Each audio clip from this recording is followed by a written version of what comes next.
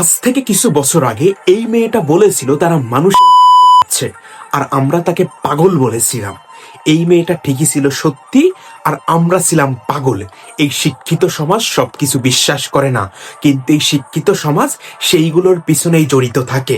এই শিক্ষিত সমাজ সেই মানুষেরই এই শিক্ষিত সমাজ সেই মানুষেরই Fuck you! Fuck you!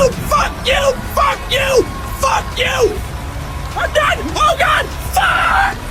I'm gonna die! I'm gonna fucking die! মানুষ কি পারে না? মানুষ চাইলে সবকিছুই পারে। কিছু মানুষ তো চাঁদে গিয়ে থাকার স্বপ্নও দেখে, আর এই দিকে কিছু শিক্ষিত মানুষ একটা দ্বীপের ভিতরে রিসোর্ট বানিয়ে সেখানে মানুষের এইটা সম্ভব।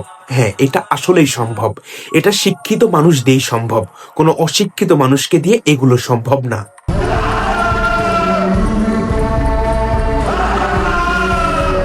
I had two phones.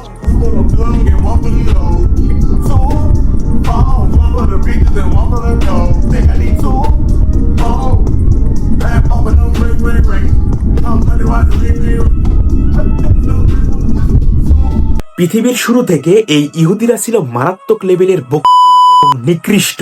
তারা আল্লাহ তাআলার হুকুমের অবাধ্য হইত, এবং তারা তাদের গোত্রের নবী রাসূলকে করত, এবং তারা এতটাই বোকা অশিক্ষিত বর্বর যে তারা এখনো ফিলিস্তিনের মানুষকে পাখির মতো গুলি করে, এবং তাদেরকে সমর্থন জানায় আমেরিকার শিক্ষিত মোড়লরা। আর এই আমেরিকার শিক্ষিত মোড়লদেরকে ইহুদিরা খাওয়ায় মানুষের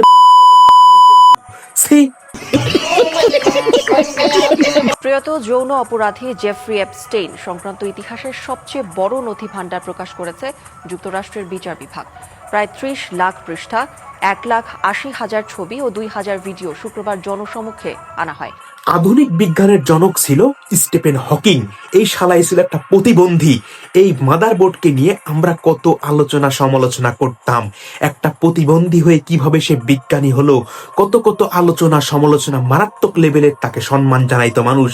আর এই মূর্খ, মূর্খ কেন বলবো, সে তো একজন শিক্ষিত, সে তো একজন বিজ্ঞানী, সে একজন প্রতিবন্ধী, সে একজন বিজ্ঞানী।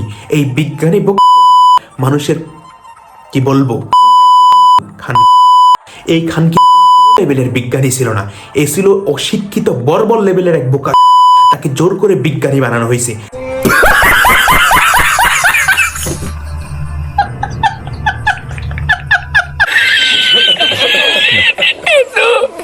স্টিফেন হকিং ছিল মারাত্মক লেভেলের প্রতিবন্ধী। আমরা তাকে প্রতিবন্ধী, ভালো মানুষ, বিজ্ঞানী, সৎ মানুষ এগুলো দেখে বড় হয়েছি। তার জীবনী পড়ে, তার বই পড়ে, এইটা সেইটা হাবড়ি জাবড়ি পড়ে কত কাহিনী। আরে স্টিফেন হকিংস সে একজন প্রতিবন্ধী হয়ে বিজ্ঞানী হয়েছে, আর আমরা সুস্থ মানুষ হয়েও কিছু হতে পারলাম না। এই আফসোসটা থেকে গেল। কিন্তু এখন তাকে দেখলে আমি সত্যি থুতু মারতাম। এই শালা যে কি লেভেলের একমাত্র আমার আল্লাহই ভালো জানে। তিনি ছোট বাচ্চাদের সাথে যৌন করছে, এইটা শোনার পরে তো মাথায় আসে না। সে তো প্রতিবন্ধী, সে তো একা চলাফেরা করতে পারে না, তার সাথে হুইল চেয়ার লাগে, মানুষ লাগে, আর সে নাকি ছোট বাচ্চাদের সাথে যৌন করছে। এটা ভাবতেই তো ভাই শরীরের ভিতরে কাটা দিয়ে ওঠে। কিন্তু আসলেই সত্যি, অ্যাপস্টেইনের এই ফাইল যদি ভাইরাল না হতো, তাহলে আমরা এই প্রতিবন্ধীর সম্পর্কে এত কিছু জানতে পারতাম না। এই যদি সামনে পাইতাম, কেটে দিতাম। খানকি থাকার, তার শরীর চলে না, অথচ এইটা চলে। বোকা চোদা।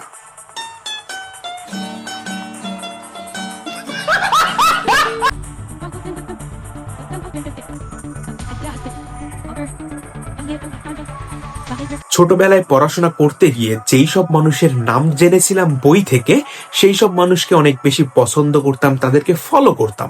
ভাবতাম তারা অনেক বেশি পরিশ্রম করছে। ফেসবুকের প্রতিষ্ঠাতা, মাইক্রোসফটের প্রতিষ্ঠাতা, টেসলার প্রতিষ্ঠাতা, এদের নাম জানলে মনে করতাম তারা অনেক বেশি পরিশ্রম করছে, তারা অনেক বেশি ভালো মানুষ, তারা অনেক বেশি শিক্ষিত। কিন্তু তারা যে এইটা কখনোই জানতাম না। যদি অ্যাপস্টেইনের ফাইল ভাইরাল না হতো, তাহলে মানুষ সারা জীবন এদেরকে সম্মান করত এবং তাদের গুণগান সবসময় গাইতো।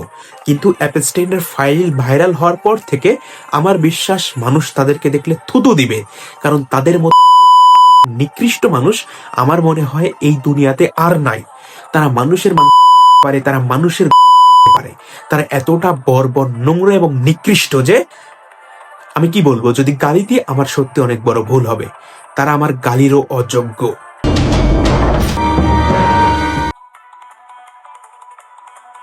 অ্যাপস্টাইন ফাইলের ভিতরে শুধু আমেরিকার মানুষ না, পুরো পৃথিবীর রাজনৈতিক ব্যক্তি, শিল্পী এবং বিজ্ঞানীদের কথাও উল্লেখ আছে।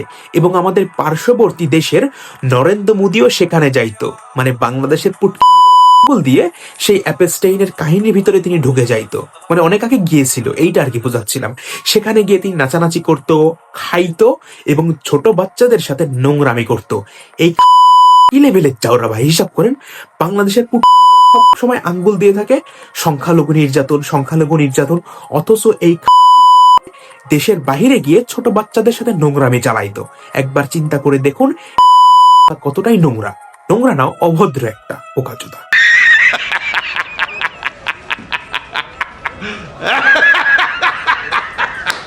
ভাইরে, অন্য দেশের মানুষের কথা আর কি বলবো। আমার যে এতটাই লজ্জা লাগতেছে ভিডিওর শেষের দিকে এই কথাটা বলতে।